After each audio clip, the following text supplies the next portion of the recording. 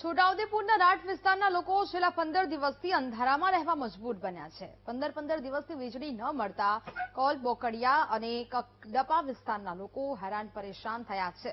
ગ્રામજનોએ મધ્ય ગુજરાત વીજ કંપની, જિલ્લા કલેક્ટર, સાંસદ અને ધારાસભ્યને પણ રજૂઆત કરી હોવા છતાં હજી 3 ગામોમાં વીજ પુરવઠો શરૂ નથી થયો।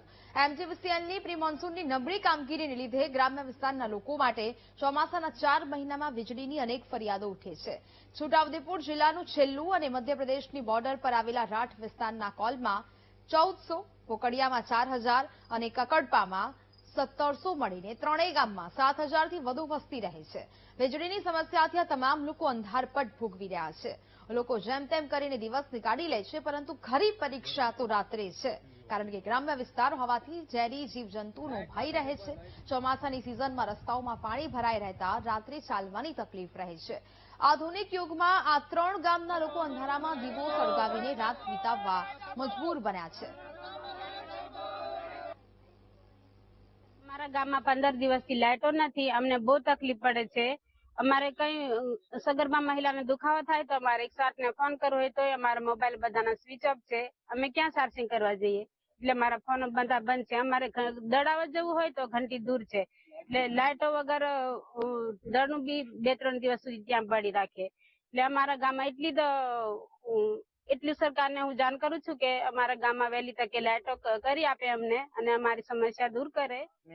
વિદ્યુત બોર્ડમાં અમે દરેક ગામડાના અમે રજૂઆત કરી, બેનને રજૂઆત કરી, અમે ટેબલ સામે બેસીને અમે ચર્ચા કરી, તાલુકા જિલ્લા સદસ્યશ્રી ગુમાનભાઈ કે રાજદીપભાઈ કે અમારા જે બી અમારા સેજાને બધા પણ એ પાછલા બારણે બેના કંઈક ગયા છે। પછી ના અમારું સાંભળ્યું, પછી અમે જિલ્લા કલેક્ટરને અમે આવેદન આપ્યું, પણ અત્યાર સુધી કોઈ જ અમારું ધ્યાને લીધું નથી અને અત્યારે કોઈ ઉકેલ જ નથી। એટલે હવે અમે આજના 15 દિવસથી થઈ ગયા, પણ હજુ લગી રજૂઆત કરે તે અમારે લાઇટ નહીં, એટલે અંધારામાં અમારે કેવી રીતે રહેવાનું?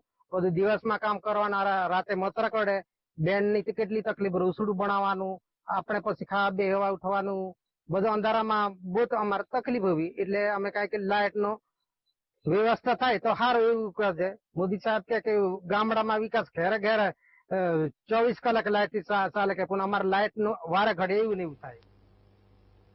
તો વિકાસની વાતો વચ્ચે હજી પણ એવા અનેક ગામડાઓ છે કે જ્યાં પૂરતો વીજ પુરવઠો નથી મળી રહ્યો ને, જેને કારણે હવે લોકો સમસ્યાનો સામનો કરી રહ્યા છે। એમજીવીસીએલ કેમ ગામડાઓમાં વીજળીની આ સમસ્યા દૂર નથી કરતું, જેને લઈને ગંભીર સવાલ ઉદ્ભવી રહ્યા છે। કોલ, બોકડિયા અને કાકડપા ગામમાં અંધારપટ કેમ તંત્રને નથી દેખાતું? લોકો 15 દિવસથી અંધારામાં દિવસો નીકાળી રહ્યા છે। તંત્ર આખરે શું કરી રહ્યું છે? લોકોએ રજૂઆત કરી, તેમ છતાં સમસ્યાનું કોઈ સમાધાન આખરે કેમ નથી થયું? શું છેવાડાના નાગરિકોની સમસ્યાનું કોઈ નિરાકરણ નથી? વારંવાર રજૂઆતો કરવામાં આવે છે તો પણ આ સમસ્યા કોઈ સાંભળતું નથી, જેને કારણે લોકો હેરાન પરેશાન થઈ રહ્યા છે। વીજળીના ધાંધિયાથી લોકો પરેશાન થઈ રહ્યા હોવાનું સામે આવી રહ્યું છે।